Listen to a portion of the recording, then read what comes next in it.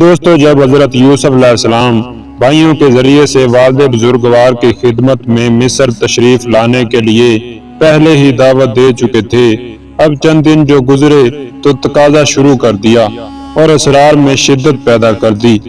جب آپ کا نامہ بر یعنی خط لانے دلانے والا بار بار پہنچا تو یہودا نے حضرت یعقوب علیہ السلام سے کہا کہ بابا جان، مصر سے مسلسل تقاضا روانگی ہو رہا ہے، لہذا آپ تشریف لے چلنے کے لیے تیار ہو جائیں۔ اسی دوران میں مصر سے 20 اونٹ 30 گھوڑے پہنچ گئے۔ حضرت یعقوب علیہ السلام وہی روانی کا انتظار کر رہے تھے کہ جبرائیل علیہ السلام آ کر کہنے لگے کہ 3 دن میں سامان سفر درست کر کے چوتھے دن روانہ ہو جاؤ۔ چنانچہ حضرت یعقوب علیہ السلام بال بچوں اور عزیز و اقارب سمیت کنعان سے روانہ ہو گئے۔ مورخین کا بیان ہے کہ جس وقت حضرت یعقوب علیہ السلام کی سواری وطن سے روانہ ہوئی اس وقت قحرام برپا تھا۔ حضرت یعقوب علیہ السلام خود بھی رو رہے تھے اور وطن والے فلک شگاف نالے کر رہے تھے۔ کوئی یعقوب علیہ السلام کی رکاب سواری سے آنکھیں مل رہا تھا، کوئی سواری کے پیروں سے لپٹ رہا تھا۔ حضرت یعقوب علیہ السلام سب کو سمجھا بجھا رہے تھے اور انہیں فراخی و کشائش کی دعا دے رہے تھے۔ معلم التنزیل میں ہے کہ حضرت یعقوب علیہ السلام کے ساتھ 72 آدمی تھے۔ سواری روانہ ہوئی اور منزل با منزل مصر کے قریب پہنچی۔ ایک روایت میں ہے کہ ہر منزل پر قیام و طعام یعنی کہ کھانے کا نہایت معقول انتظام تھا۔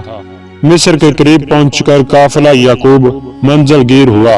حضرت یعقوب علیہ السلام نے یہودا کے فرزند فارز کو حکم دیا کہ مصر میں جا کر یوسف علیہ السلام کو میرے اس مقام پر پہنچنے کی اطلاع دے دی جائے۔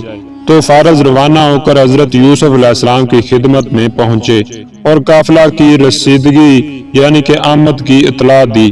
حضرت یوسف علیہ السلام نے مصر کی فوری آراستگی کا حکم دیا۔ مصر دلہن کی طرح چشم و زدن میں سنوار دیا گیا۔ پھر 70 فوج کے دستے نے، جن کا ہر دستہ 2000 سواروں پر مشتمل تھا، سلامی دی۔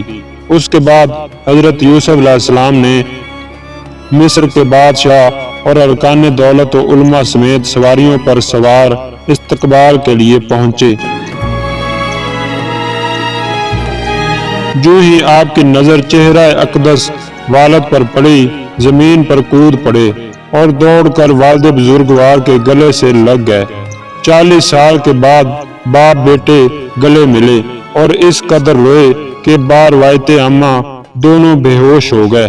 جب ہوش میں آئے تو حضرت یوسف علیہ السلام نے کہا، بابا جان، اب مصر میں چلیے اور چین و آرام سے زندگی کے ایام گزاریے۔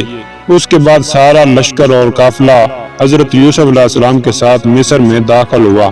وہاں پہنچ کر حضرت یوسف علیہ السلام نے اپنے باپ اور اپنی ماں خالہ لیہ کو تخت پر بٹھایا اور بھائیوں کو تخت کے قریب جگہ دی، اور یہ سب کے سب یوسف علیہ السلام کی تعظیم کے لیے سجدہ میں جھک گئے۔ اس وقت حضرت یوسف علیہ السلام نے کہا، بابا جان، یہ ہے میرے گزشتہ خواب کی تعبیر جو عرصہ دراز کے بعد ظاہر ہوئی ہے۔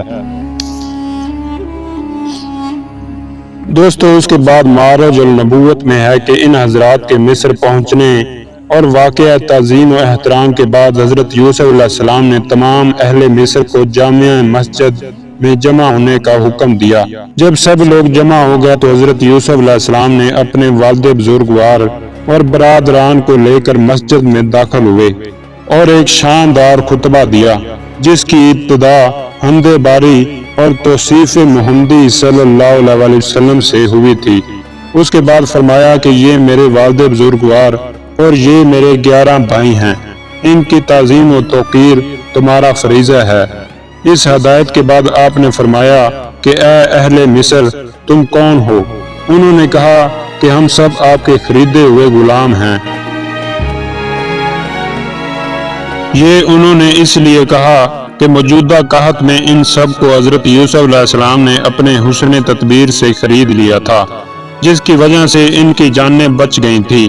پھر آپ نے فرمایا کہ میں اپنے والد بزرگوار نبی خدا حضرت یعقوب علیہ السلام کے طفیل میں تم سب کو آزاد کرتا ہوں۔ یہ سن کر تمام حاضرین خوشی کے مارے چلا اٹھے اور حضرت یوسف علیہ السلام کو ان کی عظمت پہچان کر دعا دینے لگے۔